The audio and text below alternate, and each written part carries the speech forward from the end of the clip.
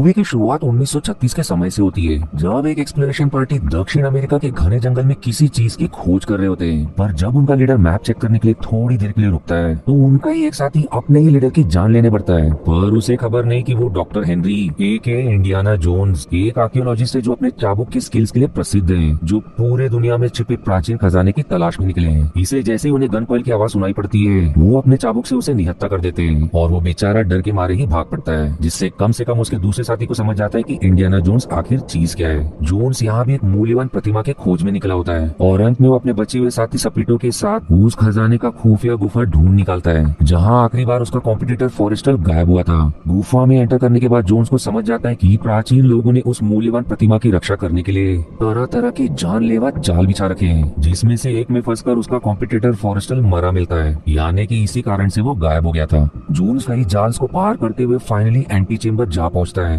और अब उसके सामने वो मूल्यवान प्रतिमा नजर आती है। पर उसे समझ जाता है कि जरूर यहाँ भी कोई जाल छिपा होगा और उसे तुरंत पता चल जाता है कि ये पूरा चेम्बर जाल से भरा हुआ है, इसलिए वो चालाकी से हर जाल से बचते हुए आगे बढ़ता है। वो होशियारी से प्रतिमा को भी एक वजन से बदल देता है, पर उसका हिसाब गलत निकलता है और अब पूरा का पूरा गुफा ढहने लगता है। दोनों भी किसी तरह जाल से बचते बचाते भाग पड़ते हैं, पर अंत में उसका साथी उसे दगा दे जाता है। वो उसे खाई से कूदने के लिए रस्सी तभी देने को तैयार होता है जब वो पहले उसे वो मूल्यवान प्रतिमा दे। जोन्स के पास भी कोई चारा नहीं होता क्योंकि कुछ ही देर में वो भी इस गुफा में समा जाएगा, पर वो धोखेबाज प्रतिमा मिलने के बावजूद उसे रस्सी नहीं देता, इसलिए अब कोई चारा नहीं, इसलिए जान जोखिम में डालकर कूद पड़ और वो मरते मरते बचता है कि वो सही समय पर एक टहनी को धर लेता है। पर मुश्किल अभी टला नहीं क्योंकि अब उसके सामने का दरवाजा बंद होने वाला होता है। वो किसी तरह दरवाजे के दूसरी तरफ सही समय पर निकल आता है जहाँ उसे उसका वही धोखेबाज साथी मिलता है जो ऐसे ही जाल में फंसकर मारा गया। पर अब एक विशाल पत्थर उसके पीछे पड़ जाता है। लंबी दौड़ के बाद वो किसी तरह उस विशाल पत्थर से पिचककर मारे जाने से बचकर निकल आता है, पर उसे क्या खबर था कि उसका पुराना दुश्मन एक फ्रेंच आर्कियोलॉजिस्ट बेलॉग लोकल ट्राइब्स की सेना के साथ गुफा के बाहर उसका इंतजार कर रहा है, जो ट्राइब्स के दम पर उससे वो मूल्यवान प्रतिमा छीन लेता है। पर इससे पहले कि जोन्स उन आदिवासी के हाथों लगे वो मौका देखकर भाग निकलता है। वो लगभग उनके हाथ लगी जाता, पर वो अपने साथी जॉक के साथ एक प्लेन की मदद से जंगल के बाहर निकल आता है। दूसरी साइड जोन्स आर्कियोलॉजी क्लास पढ़ाते हैं जिन्हें आज भी उस स्टैचू खोने का गुस्सा है और वो मौके की तलाश में कि कब वो बैलक से हासिल करे। पर तभी उन्हें उनका जिगरी दोस्त मार्कस बताता है कि 2 आर्मी इंटेलिजेंस ऑफिसर्स उससे मिलने आए जो उनसे उनके पुराने टीचर रेवनवुड के बारे में कुछ सवाल करना चाहते हैं। आर्मी ऑफिसर से मिलने के बाद वो रिवील करते हैं कि उन्होंने जर्मन का एक सीक्रेट मैसेज डिकोड किया जिसके अनुसार वो इजिप्ट के किसी रेगिस्तान में मैसिव आर्कियोलॉजिकल डिगिंग कर रहे हैं। जोन्स के भी उस सीक्रेट जर्मन मैसेज को पढ़ने के बाद वो एक शॉकिंग डिस्कवरी करते हैं कि इसके अनुसार द नाजीज ने जरूर the ancient lost city tennis ढूंढ निकाला है, जो माना जाता है कि वही द आर्क ऑफ कॉवेनेंट भी गाड़ा गया था। दरअसल द आर्क ऑफ कॉवेनेंट प्राचीन हिब्रूज ने तैयार किया था, जो कि एक वुडन चेस्ट है जिसमें मोजेस के स्टोन टैबलेट्स रखे गए थे जिनमें भगवान की वही नियम द 10 कमेंडमेंट्स लिखे गए हैं। इतिहास के अनुसार प्राचीन हिब्रूज ने द आर्क ऑफ कॉवेनेंट को एक टेंपल ऑफ सोलोमन में रखा था, पर एंशिएंट स्कल्पचर्स में पता चला था कि इजिप्शियन राजा के जेरूसलम को इन्वेड करने के बाद उन्होंने 1980 बीसी के दौरान द आर्क ऑफ कॉवेनेंट हासिल करके अपने राज्य द सिटी ऑफ टेनिस में रिटर्न ले आए और उसे किसी खुफिया chamber the well of souls में छिपा दिया। पर राजा के 1 साल बाद लौट के आने पर रहस्यमय कारण से भगवान के प्रकोप में द सिटी ऑफ टेनिस लगातार 1 साल चला भयंकर सैंडस्टॉर्म के तूफान में कहीं दब गया, जिसके बारे में जोन्स के प्रोफेसर और उनके सबसे करीबी दोस्त रेवनवुड को ज्यादा पता था। पर पिछले 10 साल से वो उनसे नहीं मिले और उन्हें कोई खबर नहीं कि आज वो कहाँ है। यदि उन्हें द टेनिस सिटी को खोज निकालना है तो उन्हें the staff of Raka the headpiece खोज निकालना होगा, जिसकी मदद से ही एग्जैक्ट लोकेशन ऑफ आर्क का पता चल सकता है। वहीं जब जोन्स ऑफिसर्स को आर्क का पिक्चर दिखाते हैं उसमें अकल्पनीय विनाशकारी शक्ति भी नजर आती है। शायद यही कारण है कि द नाजीज आर्क के खोज में है,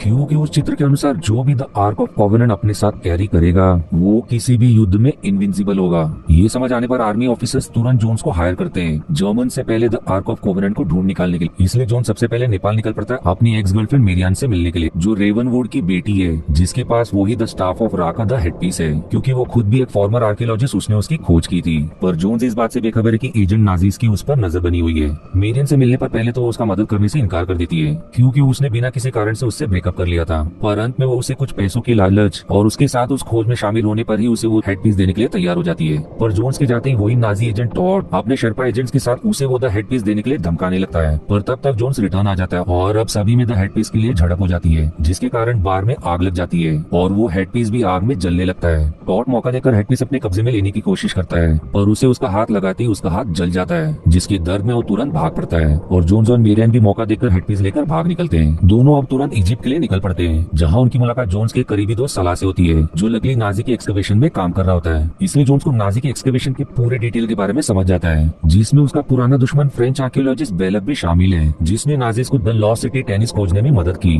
पर जोन्स को पता होता है कि वो द आर्क ऑफ कोवेनेंट बिना हेडपीस के पता नहीं कर पाएंगे। पर उनके इजिप्ट पहुंचने का भनक नाजीज को लग जाता है और अब नाजीज के अरब एजेंट तलवार लेकर उनके पीछे पड़ जाते हैं। दोनों लंबे संघर्ष के बाद किसी तरह उनसे बचे रहते हैं, पर जब जोन्स को लगता है कि उन्होंने उससे पीछा छुड़ा लिया है, नाजी एजेंट मेरियन को ट्रक से अगवा कर लेते हैं। वही जोन्स की कोशिश मैरियन को बचाने के चक्कर में वो ट्रक एक्सप्लोजन में मारी जाती है। उसकी वजह से मैरियन की जान जाने के कारण जोन्स अकेले में ही निराश अपना समय काटने लगता है। पर तभी कुछ नाजी एजेंट्स उसे धर लेते हैं और उसे डायरेक्टली बेलॉक के पास ले जाते हैं, जो उससे वही द हेडपीस हासिल करने की कोशिश करता है। पर जोन्स उसे उल्लू बनाकर वहाँ से निकल जाता है, जिसके तुरंत बाद साला उसे एक एक्सपर्ट शैमन के पास ले जाता है, जो उस हेडपीस के इंस्क्रिप्शन को पढ़ सकता है। पर वहीं उन्हें पता चलता है कि नाजीज को उस हेडपीस का एक साइड का जानकारी पता चल गया, जो उस दौरान ट्रॉट को उसे छूने पर उसके हाथ पर छप गया, जिसकी मदद से वो अब जोरों शोरों से खोज में लगे हुए। पर उनका लीडर कर्नल डीटी इस बात से बेखबर है कि उस हेडपीस का दोनों साइड का जानकारी होना जरूरी है, इसलिए रियलिटी में वो कोसों मील दूर गलत जगह खोद रहे हैं। वहीं जोन्स और शैमन की मदद से उसे अनुवाद करने में सफल हो जाता है, इसलिए वो तुरंत अगले दिन साला की मदद से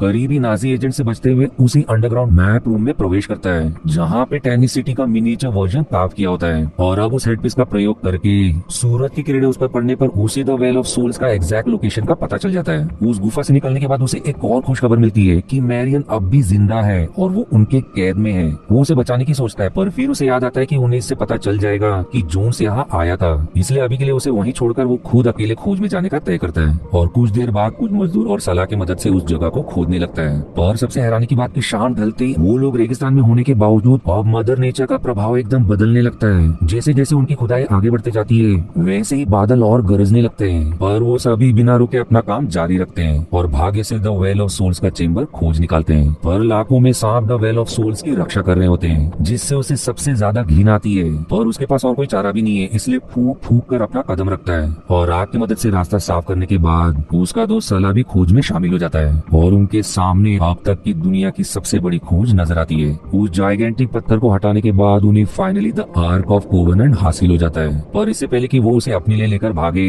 बैलॉक को खबर लग जाती है और अब वो फिर से उसी की खोज उससे छीन लेता है और निर्दय कॉलोनेंट डीटी जोन्स के साथ उसकी गर्लफ्रेंड को भी उसी गुफा में कैद कर देता है। दोनों भी अब चारों तरफ से सांपों से घिरे, उन्हें यहाँ से निकलने का कोई रास्ता नजर नहीं आता। पर तभी जोन्स की कई होल से भरी दीवार पर नजर पड़ती है, जिसे तोड़ने के लिए वो एक मैमथ स्टैचू पर चढ़कर उसे उसी कमजोर दीवार की तरफ ढकल देता है, जिसके कारण वो पूरी दीवार ढह जाती है और अब उन्हें बच निकलने का रास्ता नजर आता है। पर आगे का चेंबर और भी डरावने कंकालों से भरा होता है, जिससे मैरियन की हालत एकदम पतली हो जाती है। पर गुफा से बचकर निकलने के बाद उन्हें पता चलता है कि नाजिस कभी भी द आर्क ऑफ कोवेनेंट लेकर निकलने वाले हैं, इसलिए वो लंबे संघर्ष के बाद उनके प्लेन को नष्ट करने में सफल हो जाते हैं। पर अंत में उनका ही पोपट हो जाता है, क्योंकि उनका हमेशा से plan the arc of covenant को ट्रक में ले जाने का था, जिसे जानने के बाद अब ट्रक कब का निकल चुका होता है। पर जोन्स हार नहीं मानता और अंत तक उनका पीछा करता है और किसी तरह उन्हें चकमा देकर ट्रक हासिल करने के बाद वो रात के समय में सलाह के एक दोस्त की शिप की मदद से द आर्क ऑफ कोवेनेंट को अपने देश ले जाने के लिए निकल पड़ता है। पर उनका सफर आधा हुआ ही नहीं होता है कि जर्मन यू बोट की मदद से उन्हें ट्रैक डाउन कर लेते हैं। उनके हाथ मैरियन तो लग जाती है, पर जोन्स कहीं गायब हो जाता है, क्योंकि रियलिटी में जोन्स सीक्रेटली उनके यू बोट पर चढ़ चुका होता है और अब वो उन्हें अंत तक फॉलो करता है। नाजी यू बोट मेडिटेरियन सी पार करने के बाद एक स्मॉल आइलैंड एगन अराइव करता है, जहाँ जर्मन की नेवल सेना तैनात होती है। जोन्स भी छिपते छिपाते उनके एक सोल्जर को नॉकआउट करने के बाद वो भेस बदलकर उनका पीछा करने लगता है। अंत में सही मौका पाकर वो एक रॉकेट बूस्टर की मदद से उन्हें द आर्क ऑफ कोवेनेंट और मेरियन को उसके हवाले करने का धमकी देता है। पर बैलेक जोन्स के रग रग से वाकिफ है, क्योंकि वो जानता है कि जोन्स भी खुद कई सालों से द आर्क ऑफ कोवेनेंट की तलाश में था